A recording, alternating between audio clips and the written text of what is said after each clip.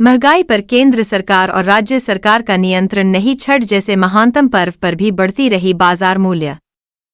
राज्य के समस्त जिलों में जहां देर शाम प्रथम अर्घ की तैयारी होने जा रही, वैसे में छठ पर्व के लिए सुप का मूल्य 500 रुपया तक जा पहुंचा। महंगाई की मार से छठ पर्व करने वाले भक्तजनों की कमर टूटती नजर आई और यह गीत गूंजते नजर आए कि महंगाई डाइन मारत जात है। छठ पर्व पर भारत दर्शन एक आवाज के लिए क्षेत्रीय प्रभारी संजीव के साथ कैमरामैन राणा के साथ एक खास रिपोर्ट। दर्शन एक आवाज, मैं संजीव, मेरे साथ है कैमरा पर राणा जी। आज हम जिस जगह पर हैं वह क्षेत्र है सुल्तानगंज प्रखंड का, यह मिरठी गांव है। हम आपको आज का वह परिदृश्य लेकर के चलना चाह रहे हैं जहां पर कि धार्मिक विषयों को लेकर के आज एक तरह से कहा जा सकता है कि इस क्षेत्र में जो छठ पर्व है, जो कि बिहार का सबसे बड़ा और महान पर्व में से एक होता है, आज उसी को लेकर के यहाँ पर छठ घाट की तैयारी की गई है।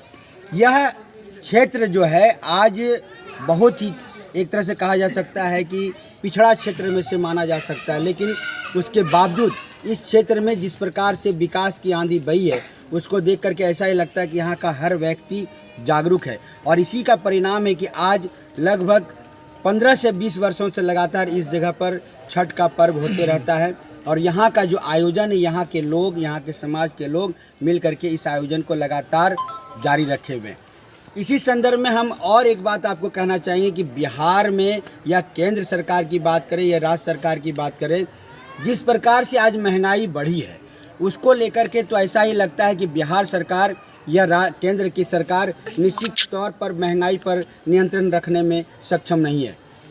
क्योंकि आज बाजार का हमने मूल्य देखा है, बाजार में कोई भी सामान 100 रुपये से नीचे का नहीं है। यहाँ तक कि आज अभी की बात है संध्या समय की कि जहाँ पर कि सूप जो सर्वोपरि है, हर फल उसी पर दे करके या डाले में दे करके लोग पूजन पद्धति को संपूर्ण रूप से निभाते हैं। अभी की मैं वर्तमान बात बता दूं कि 500 रुपये जोड़े पर, यानी कि एक सूप का मूल्य 250 रुपये लगभग हो चुका है। समझना यह है कि केंद्र सरकार आखिर कर क्या रही है, राज्य सरकार कर क्या रही है। ऐसे में ऐसा ही लगता है कि महंगाई को केंद्र सरकार या राज्य सरकार निश्चित तौर पर नियंत्रण रखने में सक्षम नहीं है।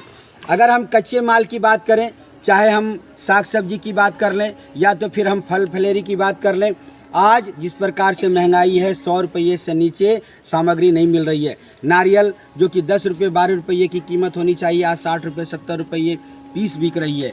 जहाँ की सेब की बात करें 100 से 150 रुपये से 200 रुपये किलो है। वह भी किस प्रकार का है, वो भक्त लोग जो जा रहे हैं, जो यहाँ के लोग हैं जा रहे हैं, वो निश्चित तौर पर खरीद रहे हैं और उनको अफसोस भी होता है, लेकिन पर्व है, बाध्य होकर के उनको लेना पड़ता है।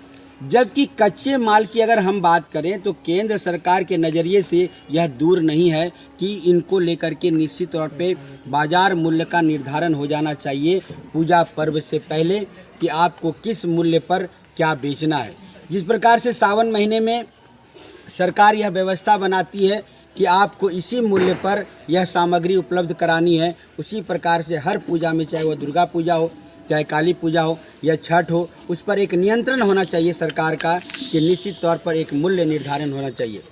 चलिए एक बार हम इस कैमरे के नज़र में महंगाई पर तो जो बातें हुई वह हुई, लेकिन कल सुबह और कल शाम से जो प्रारंभ होने जा रहा है, आज आपको बता दें कि आज संध्या में खरना का प्रसाद लोग अपने अपने घरों पर बना रहे हैं और खाएंगे।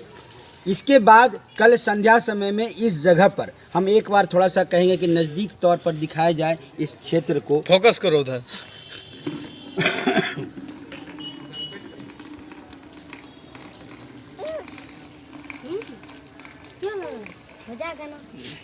आप देख रहे होंगे हमारे कैमरेमैन ने आपको यह दिखाने का प्रयास किया है कि यह जो घाट आप देख रहे हैं, हालांकि अभी इसमें जल नहीं है, लेकिन यह कल दोपहर तक सारी व्यवस्थाएं यहाँ हो जाएंगी। और यहाँ जो अभी आप अंधेरे में आज देख रहे हैं कि हमको अंधेरे में आज यह वीडियो बनाना पड़ रहा है, आप तक यह बताने का प्रयास करेंगे कि ये कल दोपहर तक सारे जगहों पर बिजली वगैरह की व्यवस्था हो जाएगी।